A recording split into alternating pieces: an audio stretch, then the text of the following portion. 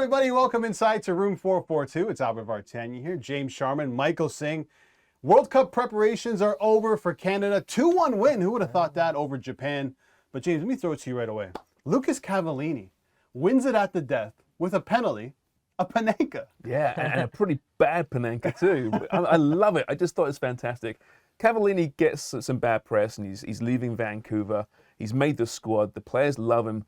He's got some pedigree for sure. I think he needed that. I really do. And we just kind of hit the goalkeeper's hand and please cross the line. And it crossed the line. So I'm really happy for him. I'm not sure how many minutes he'll get at the World Cup. I think if we see Lucas in the field, it's perhaps because things aren't going great and you want a bit of chaos. Yeah. End of a game.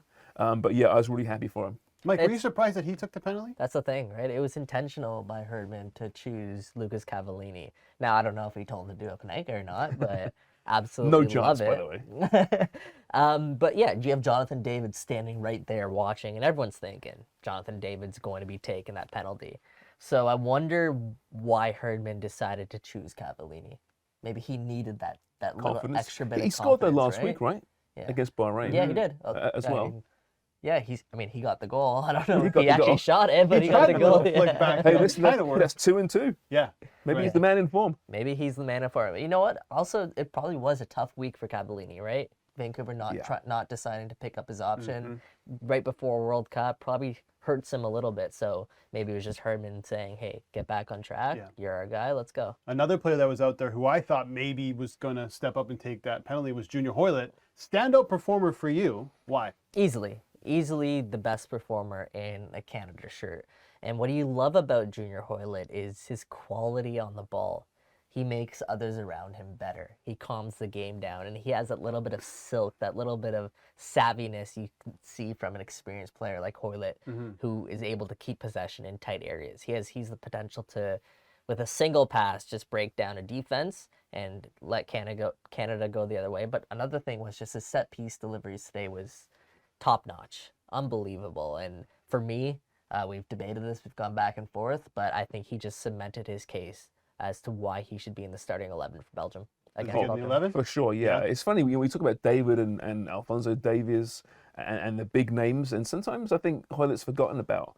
And I don't understand why, because he's the experience, he's been through it, and he's a very, very good technical player, an intelligent player, and pretty disciplined as well. Can play on the left. We saw him play left today. Can play on the right. Can play through the middle as well. So I think he has to start.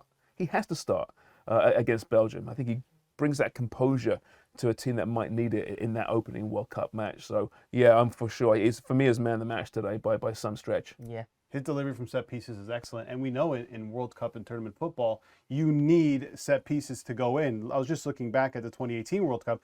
39% of goals were scored from set pieces. So if Canada can continue that trend, I mean, that's the guy you want on the pitch. Him and I think Estacchio are two players who have fantastic Estacchio's delivery. a bit of a concern now, though, isn't he? Yeah. Didn't make the team today. Yeah. I know Herbert mentioned before they're just assessing him right now. We don't know what's wrong with him at the moment, but he, for me, could be Canada's most important player. So didn't get minutes today. It is a concern. We saw that today, right? The midfield for Canada, especially through that opening 20, 30 minutes, very shaky.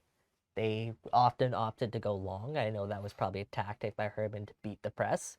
However, when they tried to keep possession, they struggled to do so. And that's why you miss a guy like Estacchio, who just is so solid, so strong on the ball. Yeah, I really felt that Piet, and even when Kone came on, they lacked a bit of composure in the middle of the park. And they're going to be under pressure a lot, especially against Belgium and Croatia and Morocco as well. And just being, under those lights in the world stage. So it'll be interesting to see what happens. But a positive, Atiba Hutchinson, captain this side, played 60 minutes off the back of playing 70 minutes for Turkey. What did you think of his performance? Yeah, it's huge. I thought he was shaky off the top. A few giveaways. His passing wasn't great. He grew into the game a little bit, I think, in the second half. I've got no concerns about Atiba, though. He starts? I mean, there's not even a debate in my mind. Does he start against Belgium? Of course he does.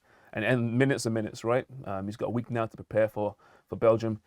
Absolutely, he starts. He's a guaranteed starter in my mind.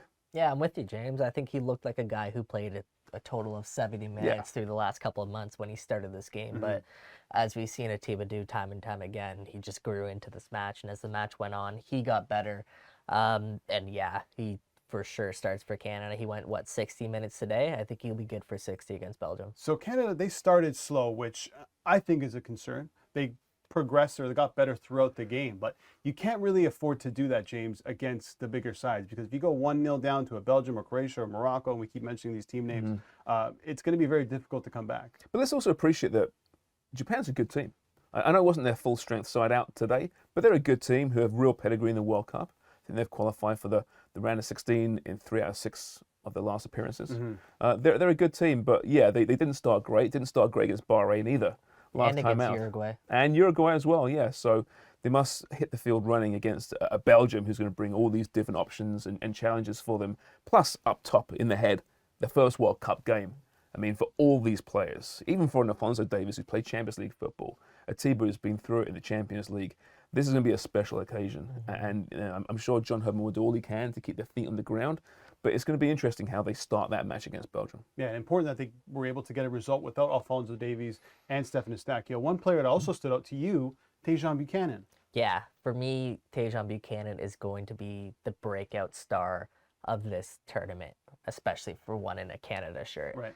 I have so much confidence in Tajon. I rate him so highly, and I believe he's a guy whose stock is going to rise tremendously after this World Cup. He's so important to Canada.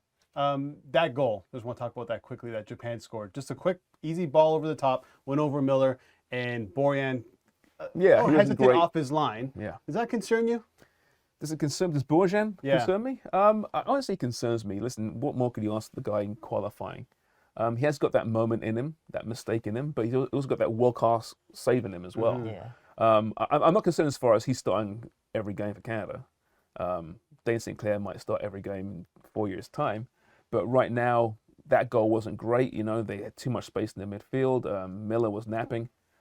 Shaw is still off his line as well. So it was a bad goal to concede. Let's not kid ourselves. And listen, we love Canada, and everything's great right now. But at some point, they're going to get criticism, and that's okay. It means they're legitimate and real, right? So that was a bad goal to concede, and they can't do that in World Cups. Yeah, I wouldn't put that on Borjan. It's a little tricky one, too. It was in between. I don't know if the attacker was actually trying to bring it down or deflect it into the net. It was a tough one. Yeah, besides that, I mean, overall, pretty good performances from the Canadian team. Some players really stood out. You know, we talked about Buchanan, Hoilett, even Alistair Johnson, I thought, had a really good matchup. And we'll talk about him coming up in the next segment. We're going to see which Canadian players have a chance to really put themselves in the shop window heading into the January transfer window.